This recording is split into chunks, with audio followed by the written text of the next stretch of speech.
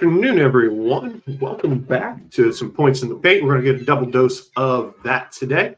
You'll get me this morning. We're going to talk WNBA Draft, and then tonight will be Sam's turn, where he's going to take a look at the NBA play-ins and then all of the happenings that have happened here in the last couple of weeks in the association. So, great week for Hoops Heads this week. Had a big day in the NBA yesterday. Lots of games, lots of moving up and down. And then Tuesday starts the play-in on the men's side. We are here today to talk about the women's side. The WNBA Draft is tonight. In case that you did not know that, it is 6:30. It is going to be broadcast live from New York for the first time, I believe. So they're going to be broadcasting live on ESPN. So obviously, women's basketball has become a very big deal this year. So we are going to try and highlight that a little bit more. Obviously, ESPN thinks it's a big enough deal to put that on in prime time. So that is what we are going to look at. So with that said, we are going to take a look at the draft order first, and then we'll talk about some scenarios that come into play. Sounds like the first two picks are pretty much locked in at this point, but we will take a look at things as they shake out. So first thing we are wanting to look at is this. My camera is right in front of my screen, so I can't see anything when I'm going to click these. That's why I'm always kind of ducking around. All right, so 12-team league. In case that you are not aware, in case this is your first WNBA rodeo, honestly, this is mine as well. So we are going to be kind of looking at this from kind of a novice or a beginner perspective. We're going to stick to kind of the first round here. I'm not sure if they're doing all three rounds tonight, if they're doing round one and then round 2 and 3 tomorrow or what. So we're going to stick with just kind of round one tonight. So this is the draft order. What you'll see a lot of these teams, in case that you're not familiar, a lot of these teams kind of are matched up with NBA squads in here. So first pick will be Indiana Fever. Second pick will be the Los Angeles Sparks. Third pick will be Chicago Sky. We're going to focus on them a little bit. That's going to be kind of the team that I want to try and ride with here this first year. Again, the Sparks are going to pick again at 4. Dallas Wings at 5. The Mystics at 6. Chicago Sky pick again at 7. There's some news that was around that. We'll talk about that when we get down there. The Minnesota Lynx are at 8. The Wings again at 9. The Connecticut Sun at 10, New York Liberty at 11, and the Atlanta Dream at 12. Who you do not see on this list is the Las Vegas Aces.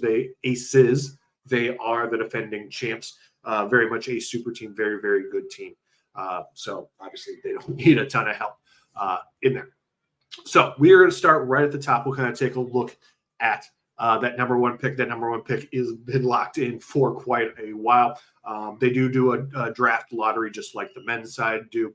And the Indiana Fever landed the number one pick. And we all know who that is going to be. That is going to be one Miss Caitlin Clark out of the University of Iowa. And if you've been living under a rock, don't know who she is. She is the all-time leading scorer for all of Division I college basketball, men's and women's. Obviously, here in the Quad Cities, we know exactly who that young lady is. Is expected to go number 1 overall. They're going to pair her with Aaliyah Boston, who was the number one overall pick from last year. If you watched any of the women's NCAA tournament, especially the final four, Aaliyah Boston was on that panel. She was the lady with the braids on there. So you've seen her. We've heard her kind of talk and speak. So that's going to be a nice pairing there with those big things. They are expected there for the Indiana Fever. They play a 40-game season. 36 of Indiana's 40 games will be on national TV, whether that's ESPN, ABC, Amazon Prime. They're going to be somewhere that 36 of their 40 games are going to be nationally televised. That is what they are calling the Caitlin Clark effect. So we are going to see what the WNBA kind of looks like here going forward. Their first game is in May. I'm not sure exactly what night that tips off, but I do know that they start in May, pretty much kind of 30 days from now. So we're probably looking at the middle of May for the W to tip off. Pick number 2, the Los Angeles Sparks. That is going to be in all cases Cameron Brink from Stanford. Post player, super tall. I believe she's staying go somewhere 6'3" or 6'7", something like that. I believe 6'3", I think is what I saw. Very good defensive player. Offensive game could use a little work. She fouled out of her last game. She has a tendency to foul quite a bit, so I think that is a bit of a weakness. But the rest of her game is pretty solid. Obviously, if you're good enough to get picked number 2 overall in any league, you're a very good basketball player. Up next, number 3 is the Chicago Sky. Like I said, that's going to be the team that we're going to focus on in this, as we're going to call that our team, my team here going forward this year. They have a lot of rebuilding to do. I was looking at their roster this morning. They don't have any names that I recognize. Their number 2 leading scorer from last year is back, but the rest of them are kind of gone. They're basically in a full rebuild mode. So what they want to do is basically they're going to try and bring in some of these young players and build this thing back up from the top. So now this is where kind of the intrigue kind of starts in here. So it depends on what publication that you read or follow as to what the pick's going to be here. It's kind of split 50-50. I've seen it. Half of them are looking at Rickea Jackson from Tennessee. 6'2" forward who scored about 20 points a game and had about 8 rebounds a game this last season for Tennessee. That was kind of the early pick into this, kind of heading into the NCAA tournament. And now here in the last couple of weeks, there's been talk that Camila Cardozo from University of South Carolina has pushed her way all the way up into that number 3 spot. So she is somebody who could be taken there. I'm a believer if you're going to have post play, if you want to build around post play in your hoops. If you're not going to be a team that gets out and runs, you want to have a dominant post player.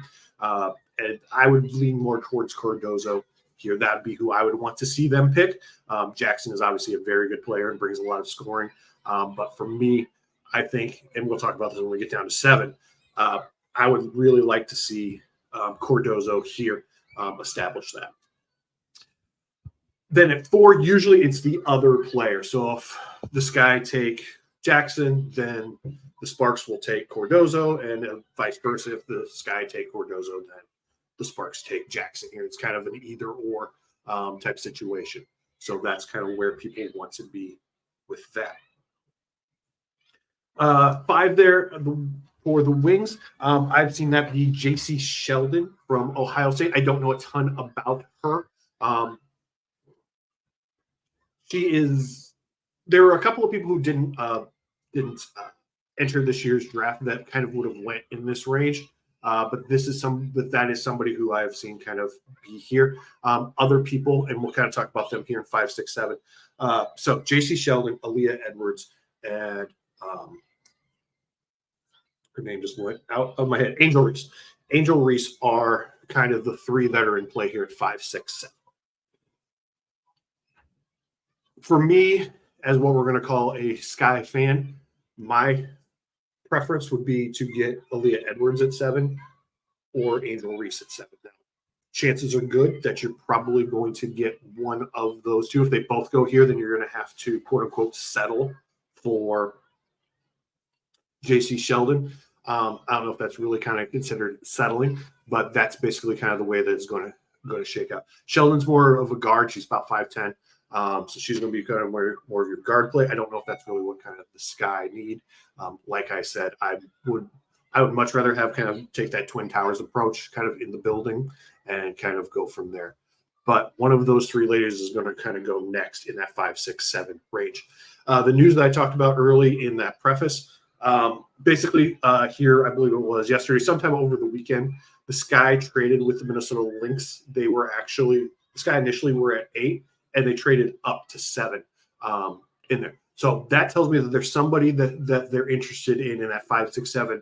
My guess is probably that they want one of either Edwards or Reese, and they think that that's who's going to fall to them, and they don't think that they're going to make it past 8 to get, or make it past 7 to get to them. So they're looking to target somebody at 7. They moved up to get somebody. We all love the NFL draft. We'll see that here in a couple of weeks. Make sure that you stop by Kavanaugh's, say hi next Thursday when we have our draft show there on the NFL side. But basically same kind of concept here, just maybe on a smaller scale with a 12-team league. You're going to move up and down. Trades are in play. Might be some surprises going along, but that's going to be kind of what we're looking at there in terms of that 5, 6, 7 range, kind of that middle range. At 8, here with the Lynx, I would like to see them. It looks like they were kind of looking for a bigger forward as well. Looking here, I'm looking at the Athletics mock draft. Naidu Pouch is somebody from Australia. There could be a couple of international people that get kind of mixed in here as well. Obviously, we don't know those as well, just like when they come from Europe on the men's side. Tend to know a little bit less about them. But if the Lynx are looking for another post player, that is somebody they could be looking at as well. Same thing with the Wings. The Wings are projected to grab a Carla Liti from a team in France. So that could be, again, somebody else that we don't know about. I also believe, depending upon who the Wings grab at 5, it might go a kind of a big, small kind of thing there. Again, as a proponent of playing kind of bigger basketball, I would go ahead and go with a couple of posts. But again, don't always get what you want there. Next up is the Connecticut Sun. They're at 10. Alyssa Peely is somebody who looks like is being mocked there as well from Utah. She is a very good scorer and rebounder as well, 6'2" forward that could grab there and add it to the Sun. And again, the problem with being kind of a first-year fan is I don't know kind of these rosters, so I'm not as sure of as what they should be looking at or what they shouldn't be looking at. So we're kind of all doing this kind of together here today. Next up at 11 for the New York Liberty. Now, the athletic mock draft that I'm looking at has Nika Mule for them from UConn going there. As a quote-unquote Sky fan, if she would slide into the early second and give and the Sky would have the opportunity to draft her, she would be somebody I'd be interested in, because if you can stack her with, say, a Cardozo and a Reese or a Edwards, now you've got yourself a nice kind of little trio to kind of build around with a really good point guard and a couple of good post players, and now you've got yourself really something to work with there. The Liberty has a very good team, obviously. We all saw what Sabrina did in the three-point competition. If you can get her a three-point or a point guard to set her up for her threes, that's going to obviously be quite good. I believe the Liberty were the Eastern Conference champs and played the Aces. I believe. Don't hold me to that as well.